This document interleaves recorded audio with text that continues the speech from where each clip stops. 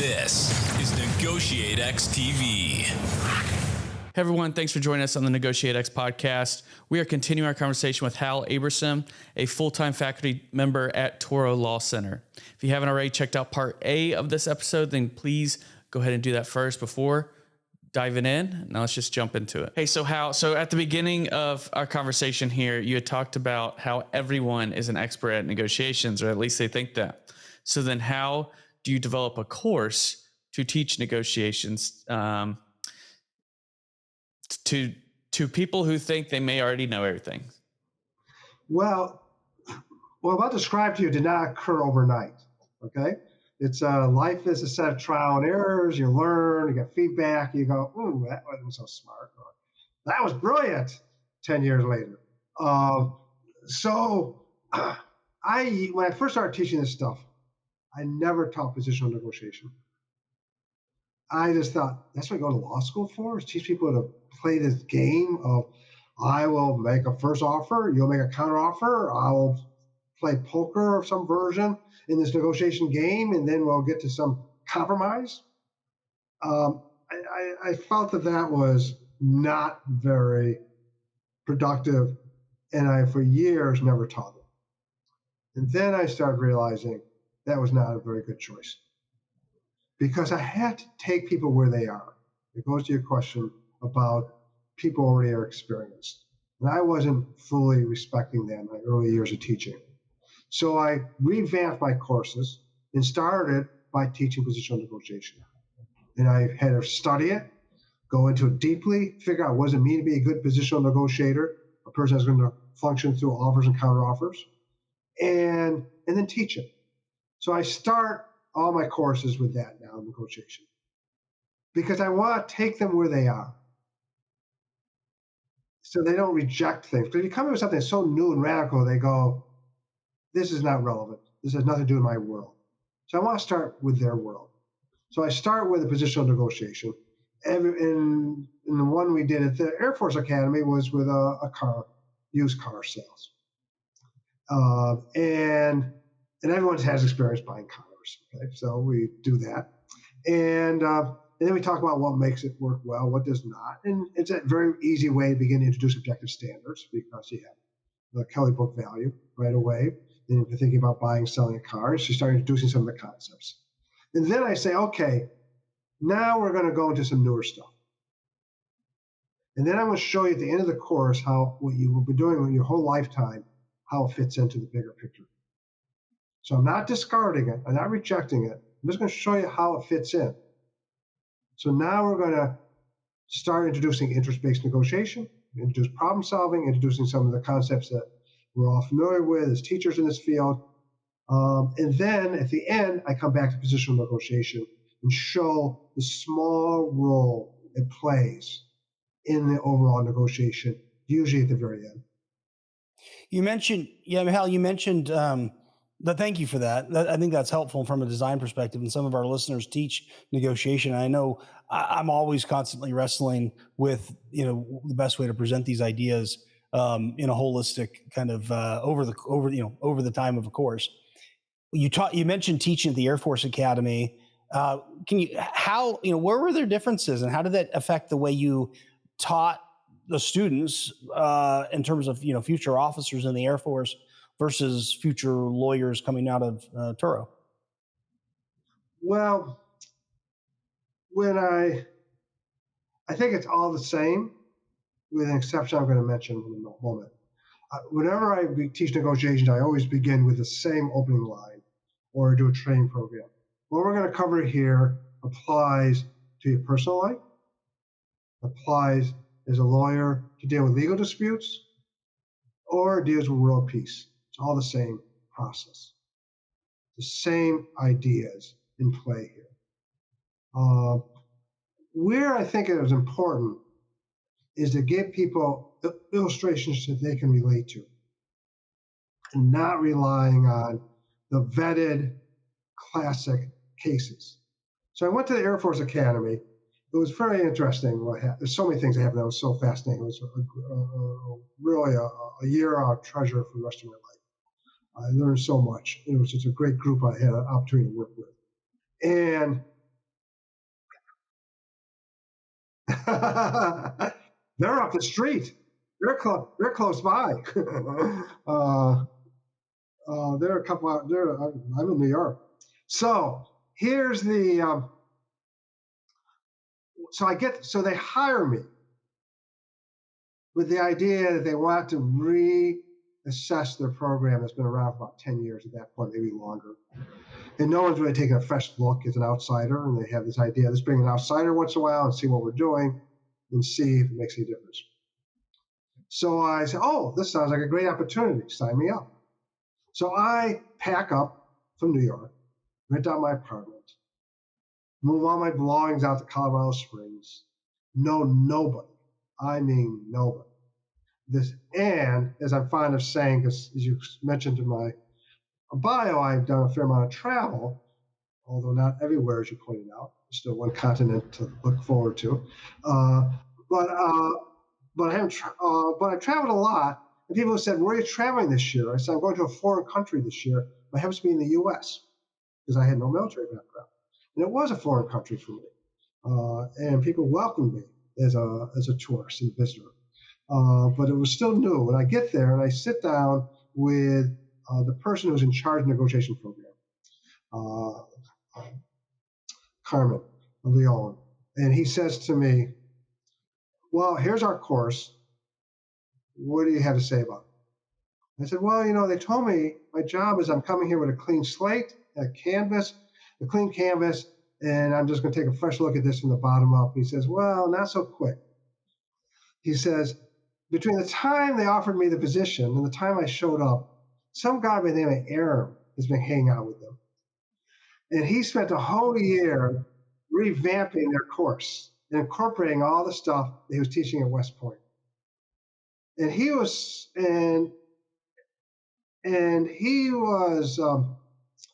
very impressed with the changes and a little exhausted too. He said, we're not really ready for more big changes. We made a lot of changes in 1 year. He said, but we're happy to have your input to refine everything that Aaron has done. And I think to myself, what am I doing here? I just packed up my entire life here for 11 months, and they may not need me. So I started looking at what Aaron did, and I learned a lot from what they did at West Point. In fact, I ended up incorporating a lot of what they did in my course when I went back to New York. But now to answer your question, because I want to give the question the context. So now I'm looking at a program that's already well developed and very sophisticated course. And the first thing that struck me was how many exercises were still non-military based exercises. And one of the things I knew many years ago, early in my career, was that you can have the greatest idea in the world, the best idea in the world, the right idea in the world, but people aren't going to connect with it unless they have a context they can connect with. And so I was struck that you need to have more military exercises. I also made some other suggestions, Aaron, sorry, but I did make a couple other that were adopted. But the central structure was the same, and we started adding more and more military-based exercises because I didn't, and I thought that was important because it's very easy for people to reject hypotheticals that they can't relate to. And I remember early in my career, I'd have lawyers come up to me and say, this is great stuff I'm learning, but not relevant to my professional life. And that's when I realized you have to give people exercises that are relevant to the professional life. So that was a big change. At least one of the contributions I tried to make when I was there. You made huge contributions. It was a fun time to share with you. So Hal, having both taught and practiced negotiations and mediation, what are some of the things that you find get into people's way as they are trying to navigate either negotiation or mediation? Well, this will take you back to one of the lessons I got through the revamped course that Aaron put together. And that is, what I liked what he did was that he put together a really integrated model, a full model. Getting to yes is only a partial model. It's not a complete approach to negotiation. And now the course had this new model with this metaphor of a circle. And what do you do before you go inside the circle? What do you do inside the circle? What do you do outside the circle? And I found that image powerful and made the teaching of the material as a comprehensive theory more accessible. So the answer to your question about where I think people make the big mistake, and I'm going to use that model to illustrate it, is people jump inside the circle. And the circle in this model is when the negotiation takes place too soon. People begin by negotiating. They don't do what they have to do before they negotiate, like building up relationships, getting information, doing the kind of preparation that's important before you go inside the circle. And so what happened for me after my experience at the Air Force Academy is I revamped my course by now spending, it's a 14-week semester. The first 4 weeks, we do not go inside the circle. We just focus on all the preparation you need to do and I have a whole bunch of modules around preparation that I've developed with the idea of two things. Not only teaching what people need to do outside the circle, but getting people used to the idea they had to slow down. And so I knew they were getting frustrated. When are we going to negotiate? When are we really going to do an exercise where we have to solve something? And I said, first, you got to prepare properly. You want to slow down. So my short answer to your question is slow down. Don't go inside the circle too quickly. That's where people get in trouble.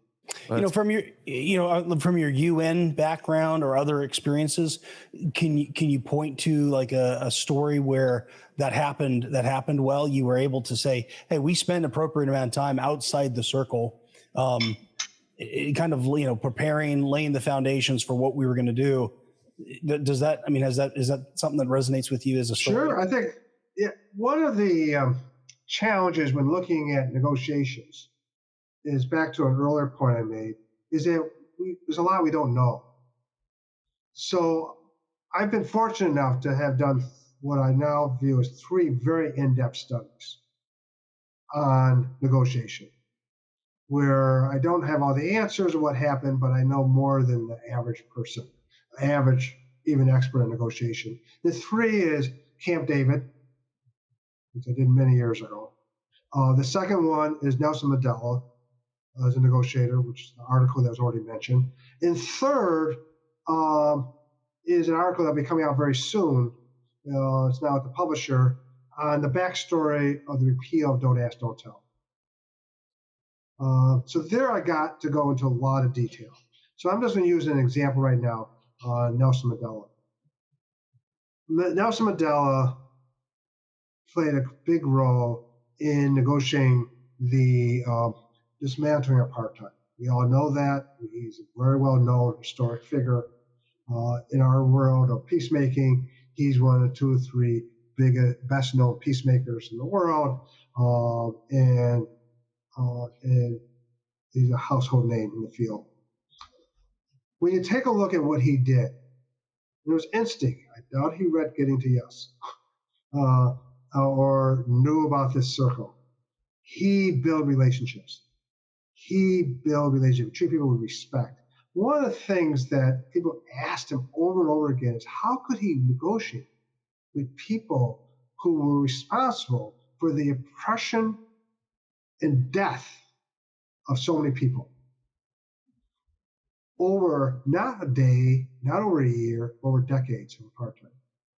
And his answer was, we're all victims of the same system. And we're all individuals, we're all humans, and you want to treat people as individuals, as humans. This was a person who instinctively knew the value of building relationships before he got to the stage of negotiation. Yeah, so Hal, in that same article, you shared the good practices of advocating interests, understanding the other side's interests, building relationships, and forward-thinking, listening, and apologizing. Could you share with us what these are and why they are good practices? Sure.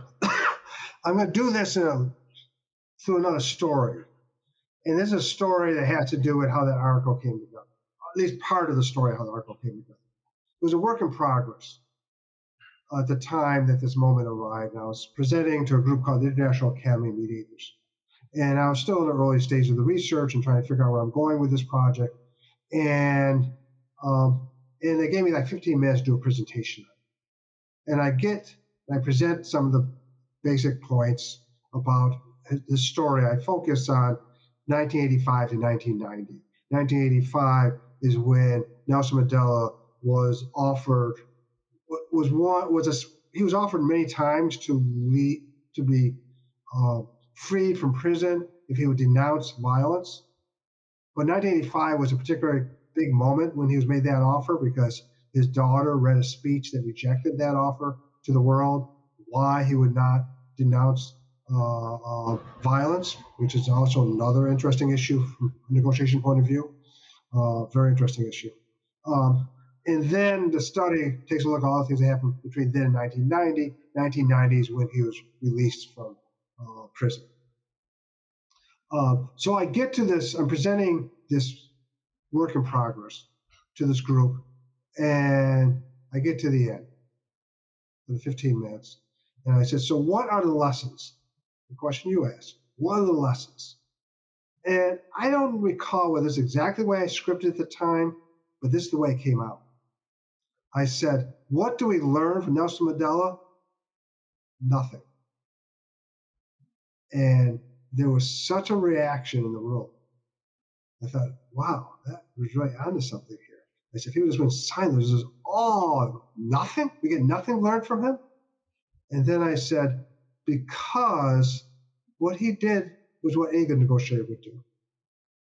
He used all the practices, all the strategies, all the things we teach, encourage people to do. If there's any lesson that comes out of the Nelson Mandela study, is to give people confidence that if these techniques can work effectively in the tractable, protracted conflict of trying to dismantle apartheid, you should feel confident using these techniques in our day-to-day disputes. And that, to me, is the real lesson of all this. And so your list are just techniques that are well studied and everyone knows are good practices. All Nelson Mandela did showed worked. You know, Hal, you've had quite a career, again, for the 30 plus years in this field of conflict transformation. I think I'm borrowing that from Dr. Michelle Buck over at Kellogg. It's a way she uses it. Sure. Have you ever failed? Is that something I can ask you to maybe share a negotiation failure that was yours? It was something you saw, something significant that impacted you, and what were the lessons learned from that negotiation failure? Well, the question I'm always asked whenever I make the mistake of explaining what my field is, I always get the same question. Okay, so what are you going to do about the Middle East? Talk about failed negotiations. And I said, what we teach, what we study, what we write about, what we practice, provide analytical tools that gives us insight into why some negotiations succeed and some do not. And it gives us a path going forward. So the one that comes up now, of course, is what's going on in Russia and Ukraine. And we had a group a couple weeks ago that got together on Zoom, a group of international mediators. And the group were people that were full-time mediators. That's their day job. I'm an academic practitioner. I'm not a full-time neutral. These people are all full-time neutrals. And I was asked to present some ideas about what might be done in Ukraine, in Russia, and how to move that toward resolution. And so I said, well, let me propose an exercise to everybody. This has to do with the analytical tools that we have. And I said, why don't we break out into breakout rooms, small groups, 3 or 4 people in a group, and let us all prepare a victory speech for Putin.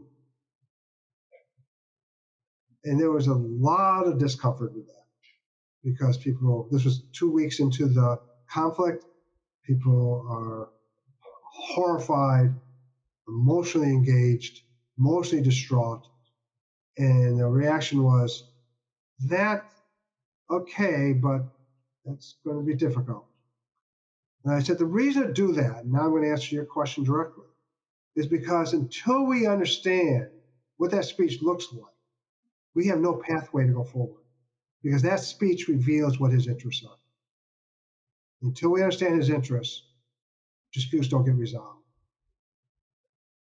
And interesting enough, people couldn't do it. Yeah. They couldn't write the speech. Right. I can see that.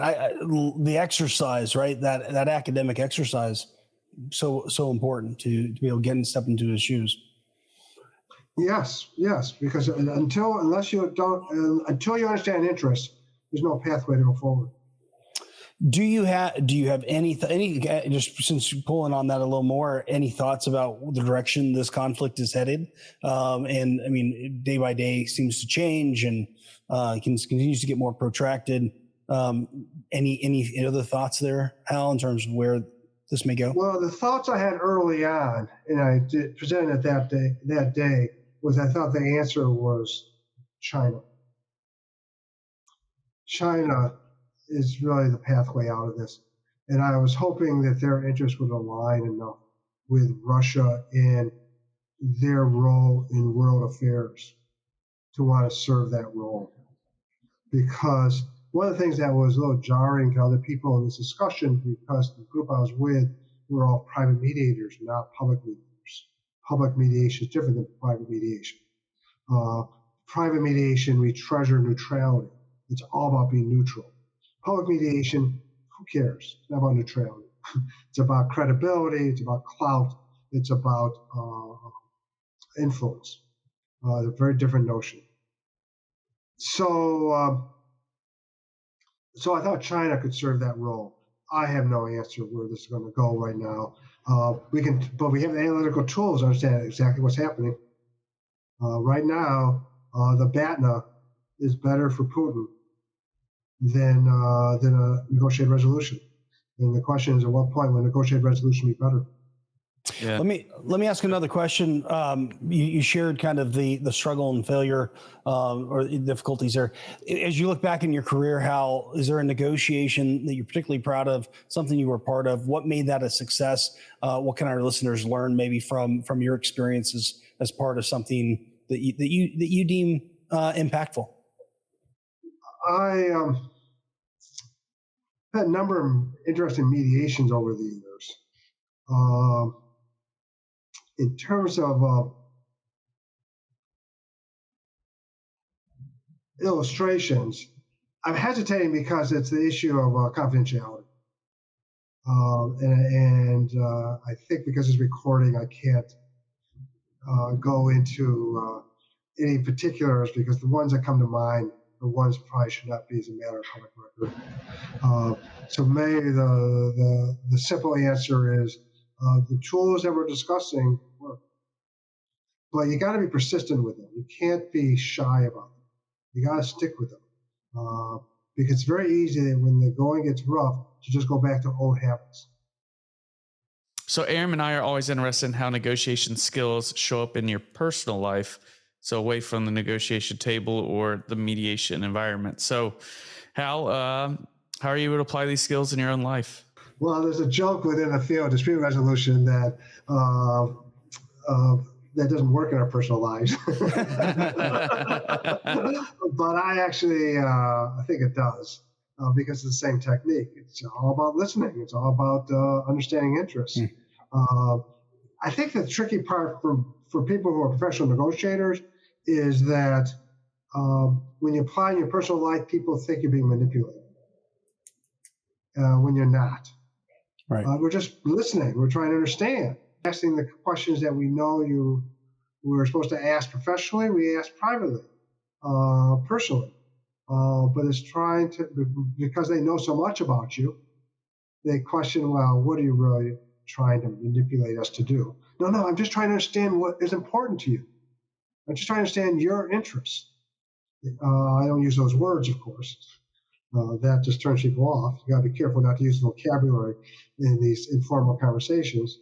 But that's what's going on in my head. I got to figure out what's important, and then knowing that there's more than one way to meet interest, which is important not only for the other side but for you, for me, because I love talking about negotiation. So the biggest problem you have when generating options and thinking you got a good answer is you fall in love with your own solution.